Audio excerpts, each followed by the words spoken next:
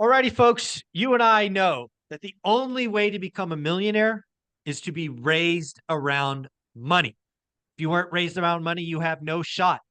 What say you, Matt? Is that the only way you became a millionaire? Is because you were just flush? I wish, but no, that is not the only way. All right. Well, let's unpack this. When you were growing up, was money just everywhere, just lying around? You could pick it up and go buy whatever you want, or what was your teenage years like? Yeah.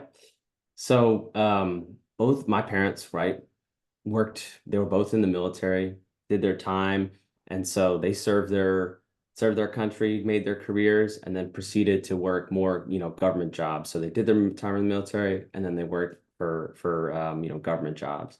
And so growing up, just classic middle income, nothing crazy.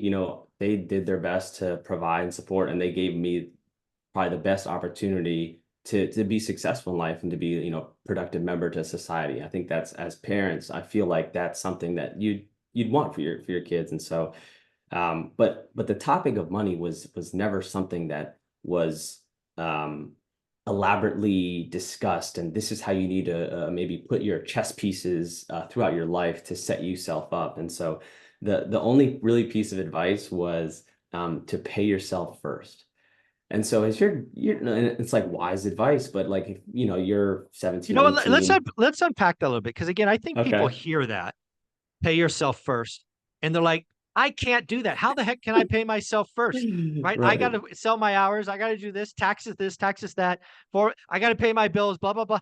What is this nonsense? Pay myself first.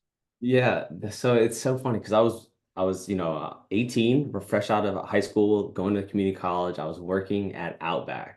And so when my mom says, pay yourself first, it's like, well, I mean, at the end of the day, it's like what, 40, $50 for a week? Like, What do you mean, I'm mom? Pay hungry. myself? Yeah, Yeah, that's right. I'm hungry. Like, go eat.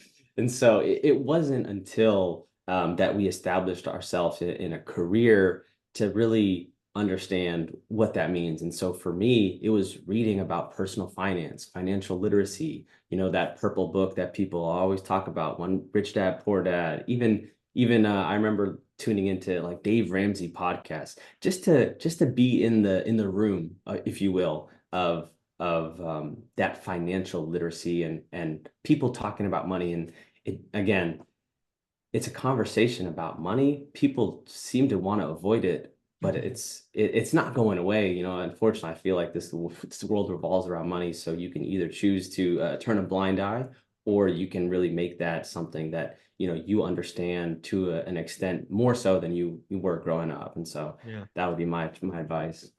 Yeah. Again, I think there's a lot of disbelief. I think a lot of people don't have hope. And the thing that this playlist, right, Ask a Millionaire, is hopefully going to do is give hope because I know very, very few people who are millionaires and multimillionaires who came from money. In fact, I would debate someone rather hard that if you are one of those kids that I knew whose parents were worth 10 million plus, and again, I went to high school at St. Francis, right, in Mountain View, California, which is a crazy expensive high school, not even college, crazy expensive high school. And kids were driving Beamers and Mercedes and Corvettes and Porsches and just stupid money. And a lot of those kids, soft, soft, freaking soft as wet baby poo. It's just they're just soft. They can't handle a challenge. Their parents have bailed them out every time. You go Hmm. show me somebody who has tenacity, who can take failure and keep going, who hits a wall and doesn't sit the freak down. I would bet on that person every time. These Dude, there's a lot of soft people out there today. It's pretty bad. And I think to kind of echo that point, it goes back to handling adversity and having grit and going through challenging situations.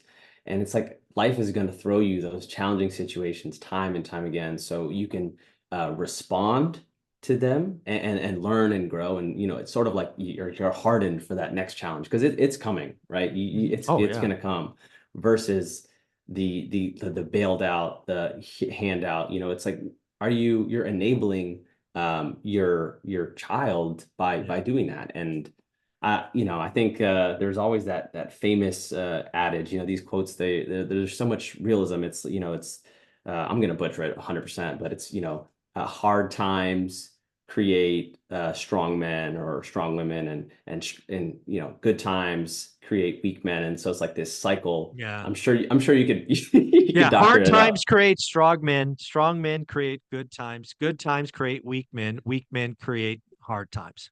That's it. And the cycle goes and goes and Yeah. goes. So at the end of the day, folks, if you are a parent and you are just bailing your kids out and doing this or that, I know it feels good. I know you feel like a hero. I say this as someone who has done that on occasion. Sometimes you got to let them skin their knee. You got to let them prove that they have grit and tenacity, and they can make it happen. But again, back to the question at hand, Matt. Were you raised around money? Is that the reason you're a millionaire? Because mom and dad just handed you all this money?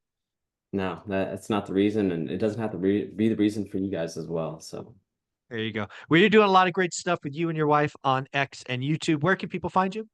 sure. Follow us on X at _Mojo Mindset, and then on YouTube at the Mojo Mindset. Folks, they're a great follow. I follow them all the time. Thanks, buddy.